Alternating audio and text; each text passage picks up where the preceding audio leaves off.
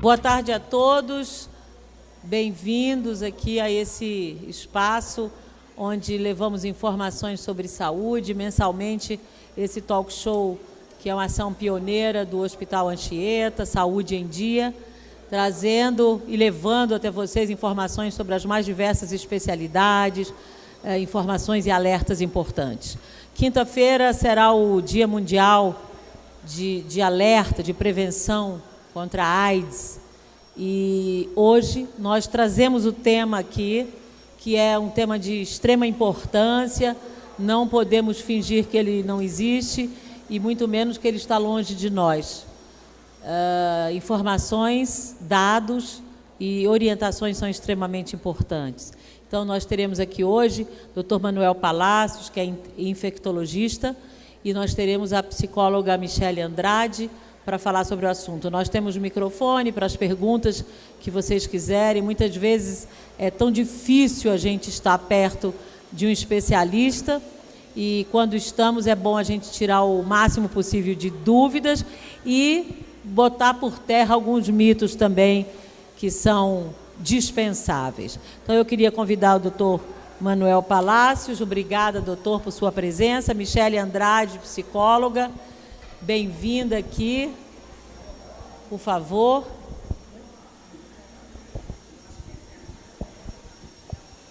Bem, Dia Mundial de Prevenção contra a AIDS. Eu queria que o senhor, doutor Manuel, dissesse, como infectologista, falasse um pouco do quadro geral, como é esse cenário no mundo, especialmente no Brasil, quais são os números, quais são os dados mais recentes. Primeiro, agradecer pelo convite, lembrando que o 1º de dezembro, quinta-feira, será o Dia Mundial de Combate a essa doença que é a síndrome de imunodeficiência adquirida pelo vírus HIV. Quanto à novidade, nós temos algumas, principalmente em questão de novos tratamentos, novos esquemas para prevenção, né, principalmente de prevenção. Quanto a números, estatísticas, esse ano realmente foi um ano que praticamente completou-se o ciclo evolutivo epidemiológico da doença. Nós voltamos a ver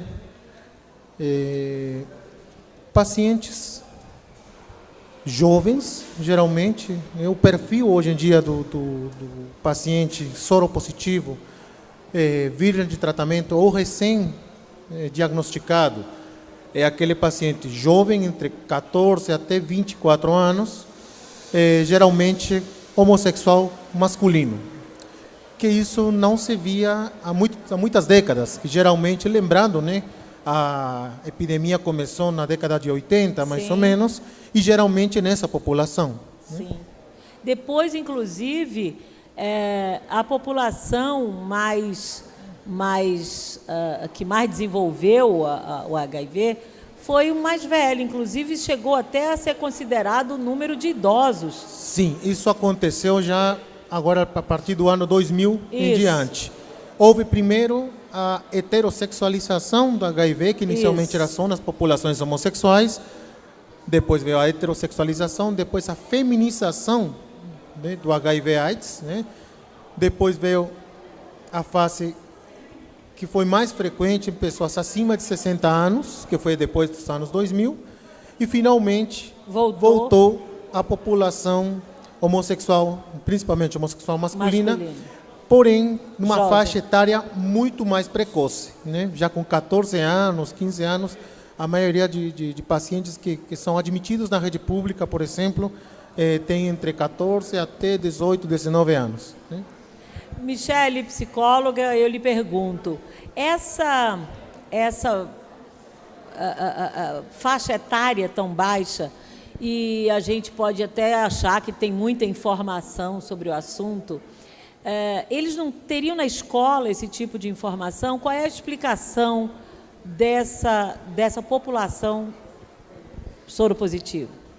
Boa tarde a todos.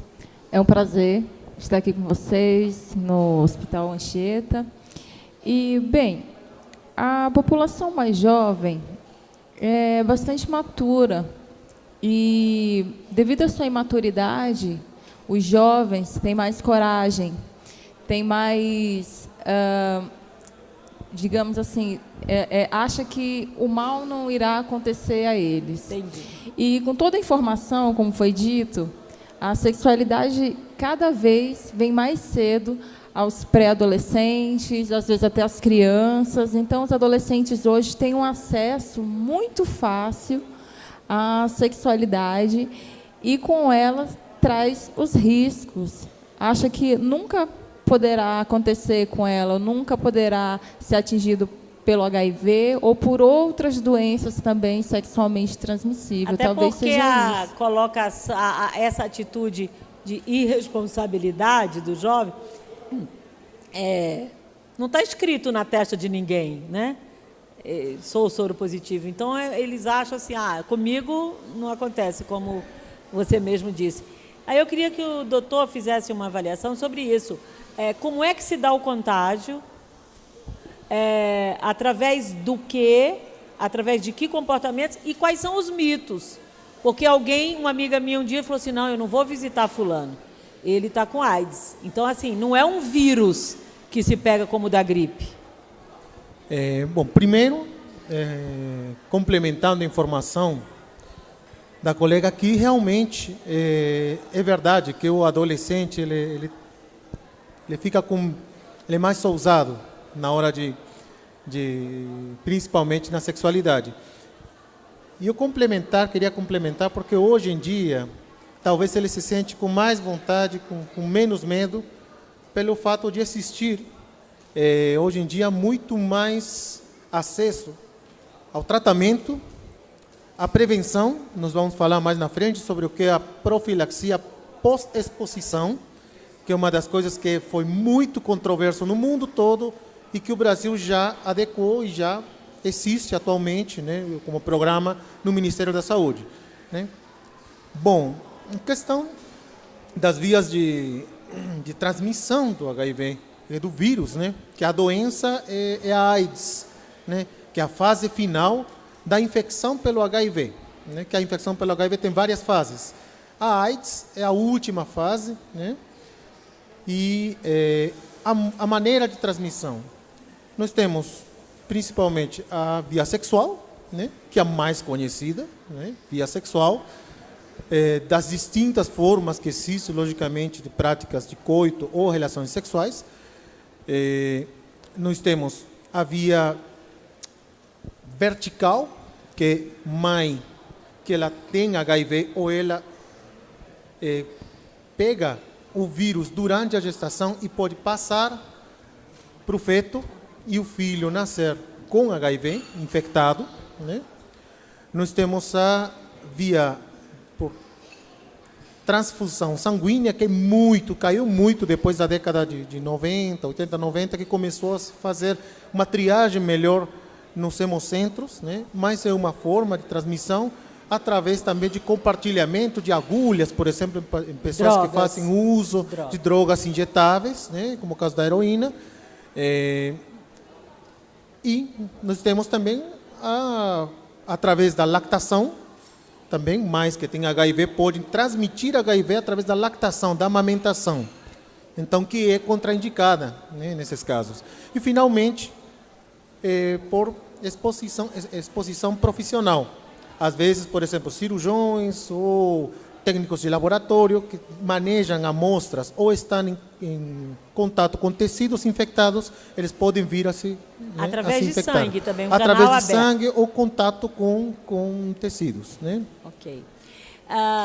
Tendo o diagnóstico positivo, por exemplo, que a gente vai falar agora daqui a pouco em prevenção, psicologicamente, Michele, quais são as etapas? Como é que é o comportamento de quem recebe um resultado positivo de HIV?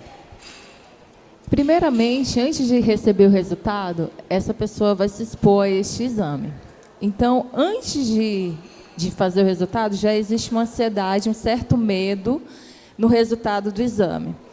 E as pessoas procuram fazer o exame por alguns motivos, né? Primeiro, a suspeita, algum fato de exposição, alguma prática sexual, ou, enfim, geralmente é pela prática mesmo, algum ato, digamos assim, que levou ele à exposição, essa pessoa vai procurar um teste, ou então por uma indicação médica, ou então porque descobre que o parceiro é HIV positivo. Então, antes do resultado do teste, a pessoa já passa por um processo muito grande de ansiedade.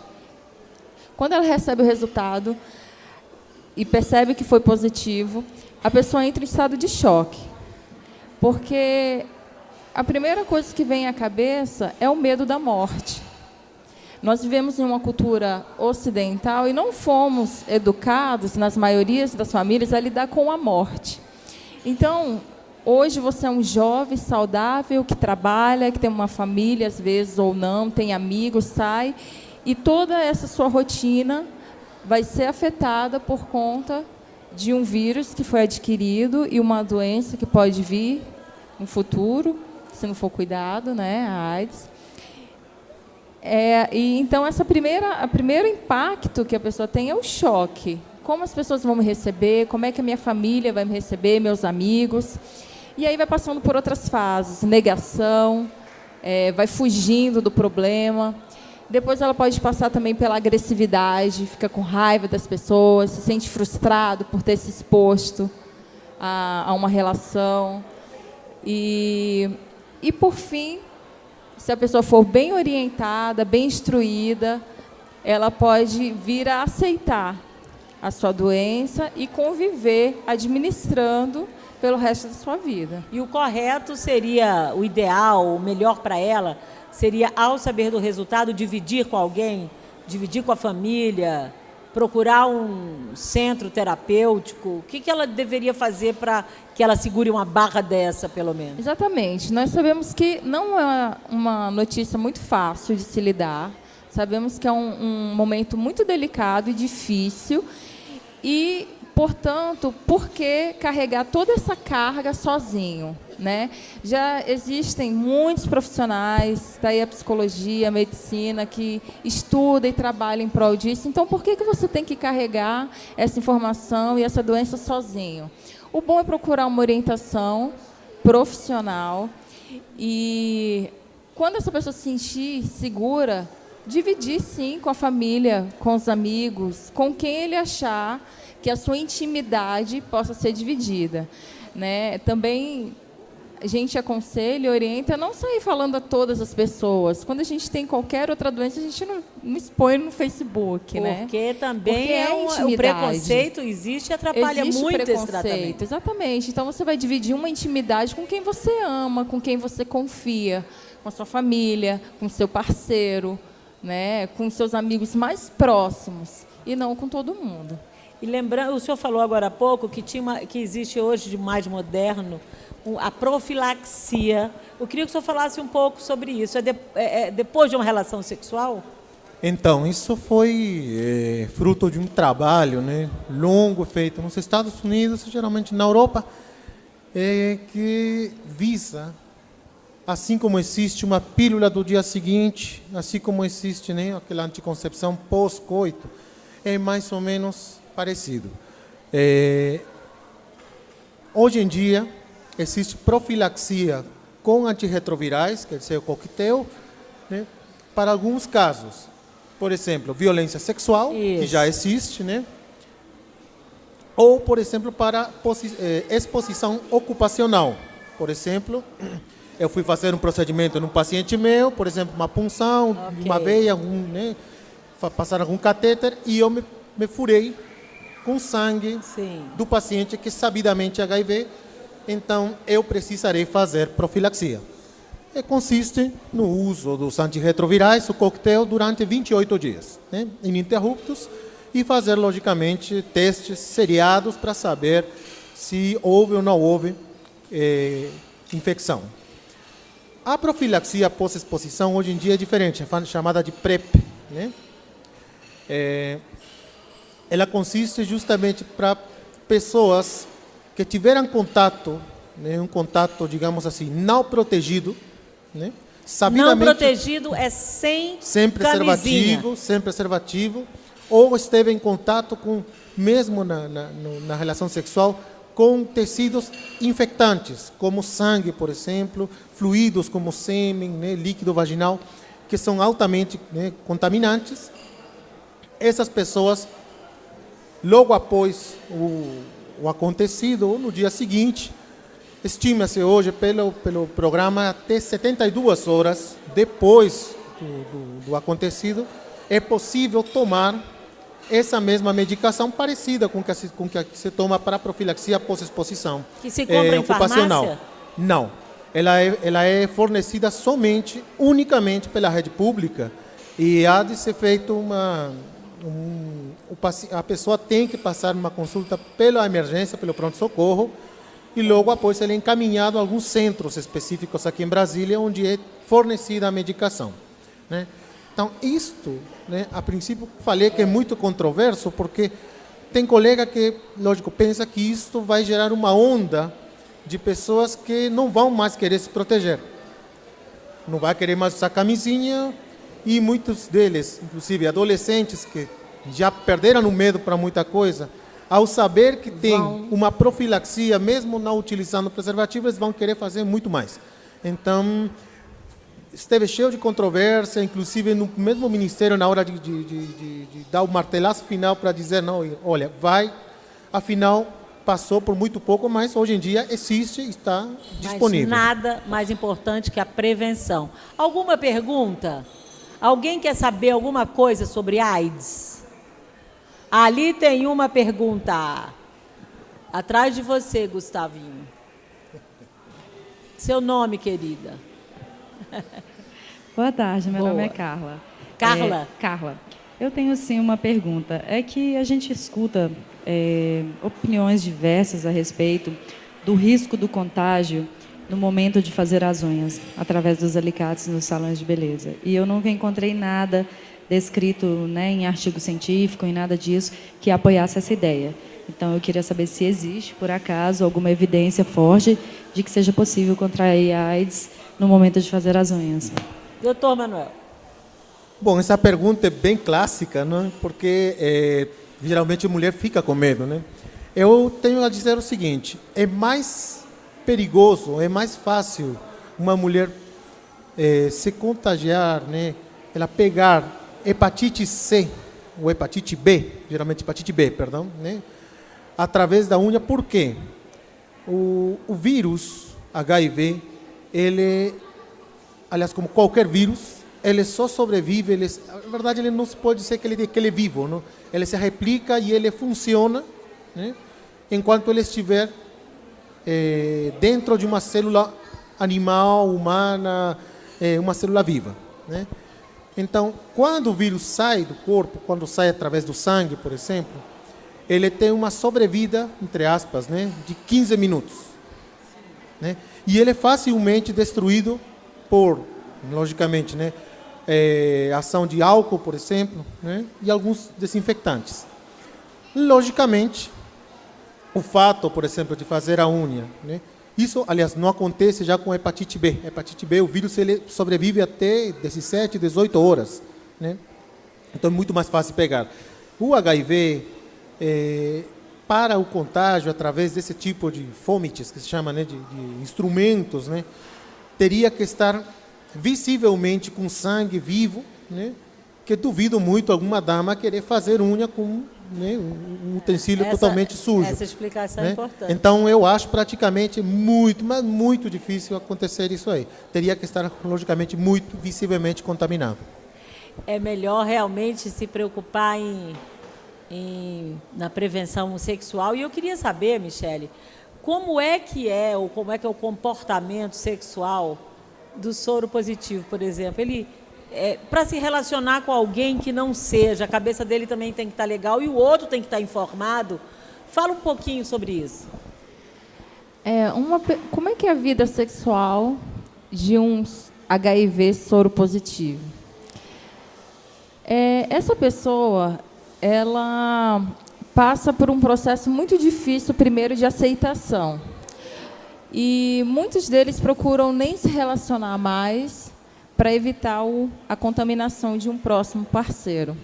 Mas outros chegam a pensar de forma diferente. Eles pensam o seguinte: eu vou começar a me relacionar agora com outros soros positivos, porque assim não haverá mais problema, e aí ele já está infectado, já estou infectado, e assim vai continuar uma vida prazerosa e tranquila. Mas não é bem assim, e o doutor pode explicar melhor, né? Quer dizer que dois, ou um casal, ou dois homens soropositivos não tem que se despreocupar? Não, de jeito nenhum. Eles têm que se preocupar muito mais ainda. Exatamente. Essa é nova para mim. Então, não é porque você está infectado, você vai procurar outras pessoas infectadas também e está tudo bem, porque agora todo mundo está infectado. Não, essas cargas vão aumentando, são diferentes os modos de contágio, o doutor pode explicar melhor, e você deve continuar e precisa se proteger, mesmo se o seu parceiro já estiver infectado também. Se não estiver, mais cuidado e mais cautela ainda. É como se o vírus fosse fortalecido com essa carga. O que acontece é que quando duas pessoas soropositivas, elas se relacionam e têm, logicamente, relação sexual, o vírus que tem uma das pessoas é totalmente diferente ao vírus que outra pessoa tem. Me explico melhor, né? Cada vírus, o HIV é um vírus muito mutagênico, quase parecido com o vírus da gripe, né? É por isso que até hoje realmente não se tem uma vacina, né, eficaz contra o HIV, né? Então, é um vírus que ele muda muito a conformação dele. E essa conformação dele confere algumas características, principalmente resistência a alguns dos componentes do coquetel. Se uma pessoa, por exemplo, que, né, se relaciona com outra pessoa com HIV, e ela, por exemplo, está tomando medicamentos de largo espectro, digamos assim, coquetel de última geração, porque já passou por vários esquemas e não deu certo, porque provavelmente o vírus é muito resistente. Se relaciona com uma pessoa que é virgem de tratamento, que começou a tomar o coquetel básico, provavelmente essa informação genética vai passar dele para o outro através do vírus. E daqui a pouco, em menos de um ano, essa pessoa que estava se dando bem com o esquema original não vai responder bem. Por isso é que eles têm que se cuidar muito mais do que um relacionamento, né, soro-discordante. Alguma pergunta? Nós estamos gravando para... a Carla quer de novo. Nós estamos gravando aqui para o site do hospitalanchieta.com.br e para o meu, monicanobrega.com.br, e o meu canal do YouTube, que é o Viver em Brasília. Carla. Doutor, eu tenho outra dúvida. A gente sabe que existe a profilaxia para a criança que teve contato no momento do parto. A gente sabe que existe um limite específico para que seja dado a ela essa profilaxia. Eu queria saber se existe registro de falha da ação da medicação que se faz contra essas crianças filhas de mães soropositivas. Bom, começamos falando que a transmissão, a porcentagem, né, a chance de transmissão de mãe para filho vai mais ou menos de 12% até 30%, né, de possibilidade. Ou seja, 1 de cada 10 filhos ou 1 de cada 3 ou 4 filhos, né, mais ou menos colocando uma forma melhor compreensível. Lógico, isso se a mãe não faz nada, né? Se durante a gestação acontece da mulher, dessa gestante, iniciar a terapia antirretroviral, que hoje em dia é compulsório, né? Gestante com HIV, ela é obrigada a tomar o coquetel antirretroviral. É lógico que pode se dar o caso de ela não conseguir controlar o vírus, como se diz, entre aspas, né? Em verdade, isso se controla através de um exame chamado carga viral, né? No qual faz uma contagem do número de cópias, quantos vírus tem por ml de sangue. O ideal é que esteja abaixo de 40, que é o limite inferior no laboratório, né? 40 cópias por ml, menor de 40 é chamado de indetectável. Então, quando isso se dá, praticamente a chance de transmissão é nula, né? Lógico, sempre existe uma possibilidade. Tirando a amamentação, porque a amamentação ela aumenta a chance em mais 15%, né, de transmissão. Tirando isso, praticamente é muito difícil passar. Lógico, havendo um vírus muito, né, resistente ao esquema normalmente utilizado em gestante, é possível que esse 15% a 30% aconteça, né? E outra coisa, as crianças que nascem, né, filhos de mães com HIV, elas só vão ser confirmadas com HIV, caso elas sejam, né, positivas, só depois de 12 meses, depois de um ano. Você não pode confirmar com um exame como ao nascer, fazendo a sorologia. Por quê? Porque os anticorpos da mãe estão presentes no feto, no bebê. E eles vão conferir positividade para qualquer teste que você fizer. Só depois de um ano que se confirma. Nós estamos falando hoje sobre o Dia Mundial de Combate à AIDS, e combate tem a ver com prevenção, né? Logicamente que é o ponto forte, e prevenção passa inevitavelmente pelos preservativos, e a gente quer fazer alguns alertas, como a Michele Andrade. Eu queria que você fizesse, Michele, uma colocação sua sobre alertas, sobre os principais malefícios de um descuido desse para a cabeça da gente, e se realmente, depois de uma situação já inevitável, o negócio é terapia. A gente pensando sobre o tema, eu sempre penso em grandes festas, em balada. E o vírus, ele não escolhe as pessoas, né? Assim, você pode ver um rosto bonito, uma pessoa agradável, uma boa condição financeira, se encantar, se deixar atrair, se deixar convencer e permitir.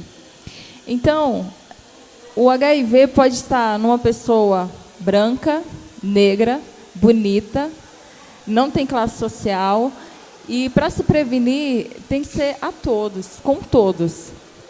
Então, antes de sair com qualquer pessoa e se permitir, lembre-se que qualquer pessoa pode estar infectada, qualquer uma.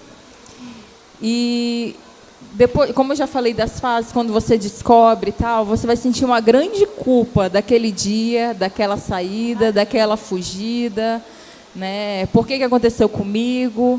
Por que eu fui tão displicente? Por que eu não pedi o exame daquela pessoa? Por que eu não usei camisinha? Por que não usei a camisinha? Então, a camisinha é para todos, a prevenção é para todos, é para todas as noites, é para todas as saídas.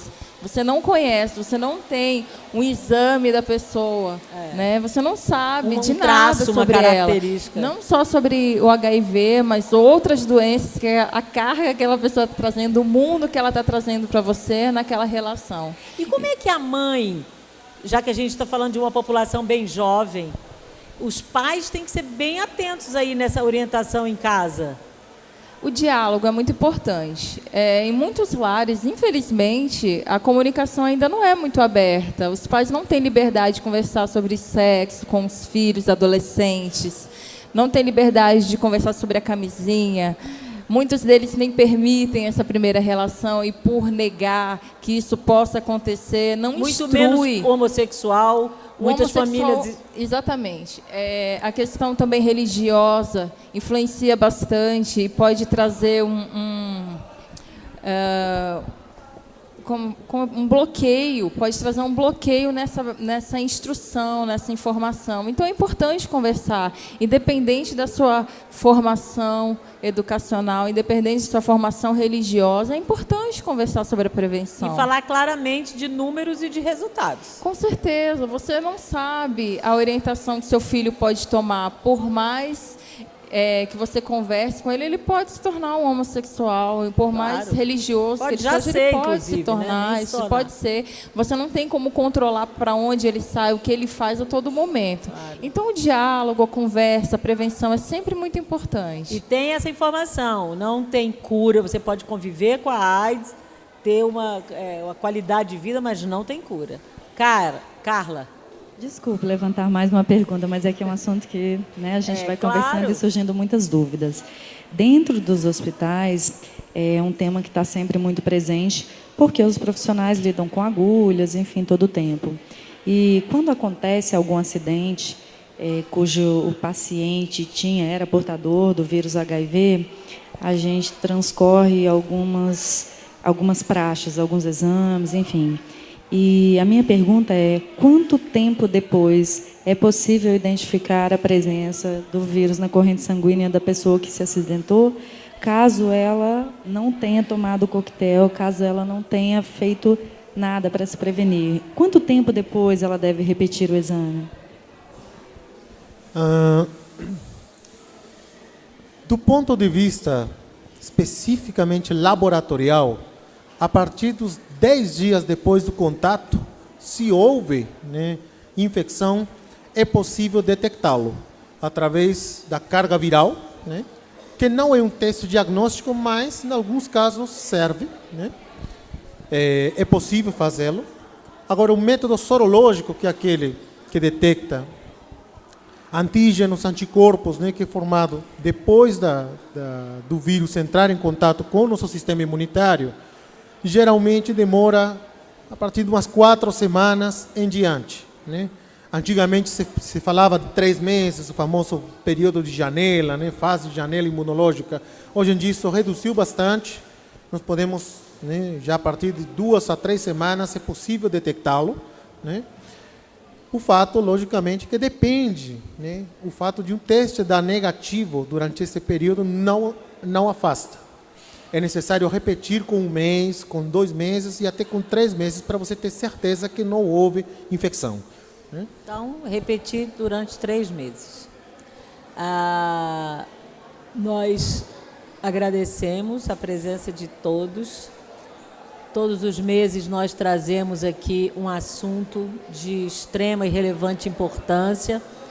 Esta ação é da diretoria, da gerência de marketing e qualidade daqui do Hospital Anchieta, em parceria comigo, que me sinto muito honrada e agradecida a todos os profissionais que vêm. Mas tem outra pergunta do grupo da saúde ali.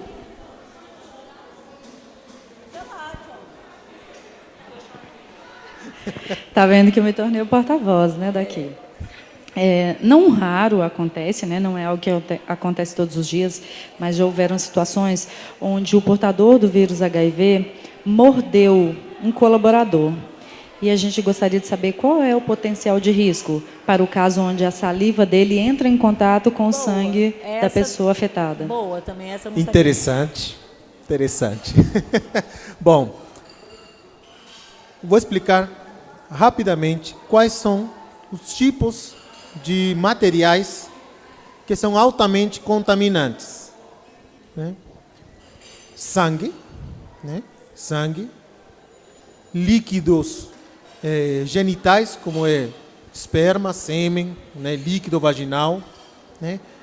E alguns líquidos, como por exemplo, líquor, né? Que é o líquido cefalorraquidiano, líquido abdominal, líquido pleural, quando presente. E para você ter o risco de contrair, né, o vírus, tem que existir obrigatoriamente uma solução de continuidade, ou seja, um ferimento em algum local, né?